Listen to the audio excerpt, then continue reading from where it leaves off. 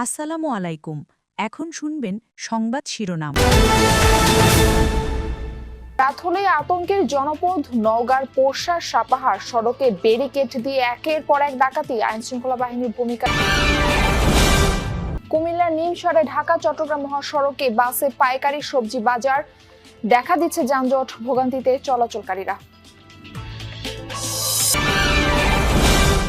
সিরাজগঞ্জে উদ্বেগজনক হারে বাড়ছে ডায়াবেটিক রোগীর সংখ্যা। প্রাপ্তবয়স্ক প্রতি 10 জনের 7 জনই আক্রান্ত। উপযুক্ত চিকিৎসার অভাবে পঙ্গু হচ্ছেন অনেকে।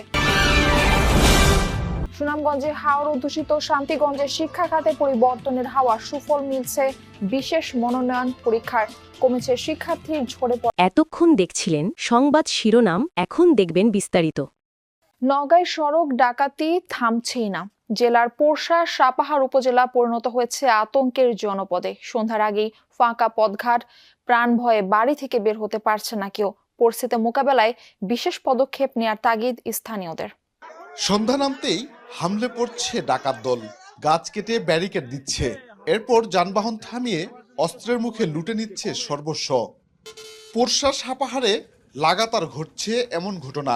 কদিন আগে বেজুরা, মুর্শিদপুর ও তারেক জিয়া মোড় সহ 5টি স্থানে টানা 3 ঘন্টা তাণ্ডব চালায় 30 থেকে 35 জনের অস্ত্রধারী দুষ্কৃতিকারী। এর আগে বেজুরা বাজারে একসাথে 18টি দোকানের মালামাল লুট করে।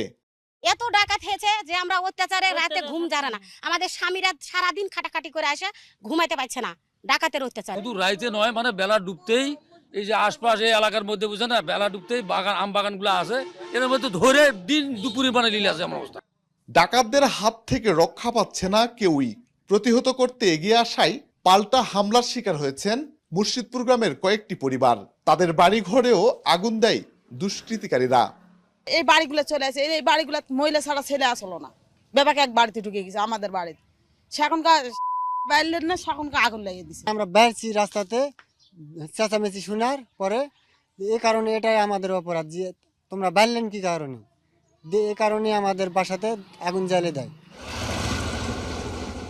তথ্য বলছে গেল 1 মাসে নওগাঁর পশ্চিমাঞ্চলে 30টিরও বেশি ডাকাতি ও ছিনতাইয়ের ঘটনা ঘটেছে। 24-এর 5 আগস্টের পর থেকে এ ধরনের শতাধিক অপরাধ সংঘটিত হয়েছে। এসব ঘটনায় মামলা কিংবা অভিযোগ দেয়নি বেশিরভাগ ভুক্তভোগী। অপরাধ বিশ্লেষকদের মতে আইন শৃঙ্খলা বাহিনী ঝিমিয়ে পড়ায় এ অঞ্চলে গড়ে উঠেছে ডাকাতদের বড় গ্যাং।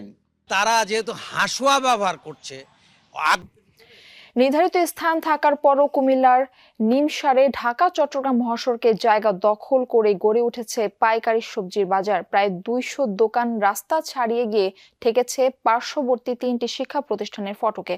এতে প্রতিনিয়ত সৃষ্টি হচ্ছে যানজট, ভোগান্তিতে পড়ছেন চলাচলকারীরা। স্থানীয়দের অভিযোগ, সড়ক ও জনপথের উদাসীনতার সুযোগেই মহাসড়কে চলছে সবজির বাজার। রাস্তার এক পাশে অর্ধেকেরও বেশি জায়গা দখল করে রেখেছে পাইকারি সবজির বাজার। পণ্যবাহী যানবাহনও দাঁড়িয়ে রয়েছে সারিবদ্ধভাবে। ঢাকা চট্টগ্রাম মহাসড়কের চিত্র এটি। মহাসড়কের কুমিল্লার নিমসার অংশে গড়ে উঠেছে সবজির বাজার। অভিযোগ রয়েছে নির্ধারিত স্থান থাকার পরও মহাসড়কের পাশাপাশি পার্শ্ববর্তী 2টি স্কুল ও একটি কলেজ গেট দখল করেই বসেছে বাজারটি। এদিকে অনেক বেশি যানজট থাকে, এই জন্য রাস্তাঘাটে আসতে অনেক বেশি লেট হয়, আমাদের ক্লাসে ঢুকতে লেট হয়। সারা দেশে নানা কর্মসূচির মধ্য দিয়ে পালিত হচ্ছে বিশ্ব ডায়াবেটিস দিবস। সকালে নাটোরে ডায়াবেটিস সমিতি অফিস থেকে একটি শোভাযাত্রা বের করা হয়। শহরের বিভিন্ন সড়ক ঘুরে কানাইখালী এলাকায় গিয়ে শেষ হয় র্যালিটি। পর অনুষ্ঠিত হয় আলোচনা সভা। ডায়াবেটিস হলে ভয় না পেয়ে সবাইকে সচেতন থাকার আহ্বান জানান বক্তারা। সিরাজগঞ্জে 2 দিনব্যাপী কর্মসূচি হাতে নিয়েছে বাংলাদেশ ডায়াবেটিস সমিতি। সকালে জেলা পরিষদ কার্যালয় থেকে একটি র্যালি বের করা হয়। পরে ডায়াবেটিস পরীক্ষা সহ রোগীদের বিনামূল্যে চিকিৎসা সেবা দেন চিকিৎসকরা। বিশ্বের ডায়াবেটিস আক্রান্ত মানুষের সংখ্যার দিক থেকে বাংলাদেশের অবস্থান অষ্টম। দেশের অন্যান্য জেলায় তুলনায় সিরাজগঞ্জে উচ্চ হারে বৃদ্ধি পাচ্ছে রোগীর সংখ্যা। উপযুক্ত চিকিৎসা না পাওয়ায় পঙ্গুত্ব বরণ করছেন অনেকে। আবার বেসরকারিভাবে কিছু আধুনিক চিকিৎসা থাকলেও তা দরিদ্র রোগীদের নাগালের বাইরে। নিয়মিত শারীরিক পরিশ্রম, খাদ্যাভ্যাস নিয়ন্ত্রণ আর জনসচেতনতা বাড়ানোর তাগিদ সংশ্লিষ্টদের। ভোরের আলো ফুটতেই শরীরচর্চায় মনোযোগী তরুণ থেকে মাঝবয়সী আর প্রবীণরা সবাই খুঁজছেন সুস্থতার পথ। উত্তরের জেলা সিরাজগঞ্জে উদ্বেগজনক হারে বাড়ছে ডায়াবেটিস রোগীর সংখ্যা। জেলা স্বাস্থ্য বিভাগের তথ্যে প্রাপ্তবয়স্ক প্রতি 10 জন রোগীর 7 জনের দেহেই বাসা বেঁধেছে এই ব্যাধি। গ্যারাজের থেকে একটা ঠোসকা পড়ে যায়, ঠোসকা পরে সেখান থেকে ঘা সৃষ্টি হয়, গায়ের থেকে আজ আমার পায়ের এই পরিণতি। ইয়ং বয়স থেকে এটা করতে হবে যে আমাদের এই জিনিসটা নিয়ন্ত্রণে আনতে হবে বা আমাদের এইভাবে চলতে হবে। আজ থেকে 20 বছর আগে কিন্তু ডায়াবেটিস কি এটা আমরা জানতাম না। ডায়াবেটিস যে সকল রোগের কেন্দ্রবিন্দু এটাও আমরা জানতাম না। বাংলাদেশে এই প্রকোপটা দিন দিন খুবই বেড়েই চলেছে এবং আমাদের সিরাজগঞ্জের দিকটা আরও ভয়াবহ। এখানকার লোকজন খুব বেশি সচেতন না। ডায়াবেটিস ধরার পরেও তারা যে হাওরের পানি দেখে সাঁতার কেটে উচ্ছ্বসিত সারা দেশের মানুষ, সেই হাওর আর তার পানি সুনামগঞ্জকে পিছিয়ে রেখেছে শিক্ষা খাতে।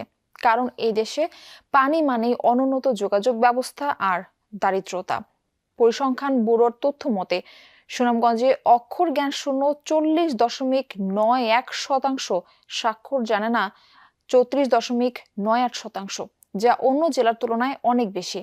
তবে বদলে গেছে শান্তিগঞ্জ উপজেলার চিত্র। একজন সুকান্ত সাহার দারুণ কিছু উদ্যোগে চমকে গেছেন শিক্ষা উপদেষ্টাও। হাওর জেলা সুনামগঞ্জ বছরের 6 থেকে 8 মাস থাকে পানিতে নিমজ্জিত। এক একটি বাড়ি বা গ্রাম তখন পরিণত হয় বিচ্ছিন্ন দ্বীপে। নৌকা ছাড়া কোনো গতি নেই, আবার নৌকা মানেই পরাধীনতা, বিশেষ করে শিশু কিশোরদের কাছে। বছরের প্রায় অর্ধেক সময় স্কুলমুখী হতে পারে না হাওড়াঞ্চলের শিশুরা। বর্ষায় শিক্ষার্থীরা যুক্ত হয় মাছ ধরায় আর শুষ্ক মৌসুমে ধান চাষে। এক সময় শিক্ষায় আগ্রহ হারিয়ে নামটাও কাটা যায় হাজিরা খাতা থেকে। শিশুদের স্কুলে ফিরিয়ে আনতে শিক্ষকরাও নিতে পারেননি চোখে পড়ার মতো উদ্যোগ। স্কুলে পানি থাকে, ঘরবাড়ি ডুবে যায়, এই কারণে আমরা বিদ্যালয়ে আসতে পারি না। হাওরের অবস্থা বা আকাশের অবস্থা খারাপ থাকলে এই অঞ্চলে স্কুলে তো ছাত্ররা তো আসতে পারে না। ঝড় বৃষ্টি নানান প্রতিকূলতা শিশুদের লেখাপড়ার উপর মারাত্মক প্রভাব ফেলে। শান্তিগঞ্জের শিক্ষার এই চিত্র হতাশ করে উপজেলা নির্বাহী কর্মকর্তা সুকান্ত সাহাকে। কিভাবে শিক্ষার চিত্র বদলে দেয়া যায় তা নিয়ে শুরু করেন গবেষণা। নতুন এক লড়াই, শিশুদের ঝরে পড়া কমাতে হবে, বাড়াতে হবে শিক্ষার মান। এটিই যেন সুকান্তর নতুন পণ। আমরা যখনই শিক্ষার্থীদের পারফরমেন্সের ভিত্তিতে আমরা শিক্ষকদের একটা মূল্যায়নের পদ্ধতি ইন্ট্রোডিউস করে দিলাম, তখন তাদের মধ্যে কিন্তু এই দায়বদ্ধতা চলে আসলো যে করেই হোক আমার সকল শিক্ষার্থীদেরকে উপস্থিতি করতে হবে স্কুলের ক্ষেত্রে এবং একই সাথে তাদেরকে একটু ভালো করাতে হবে। এই দৈন্যদশা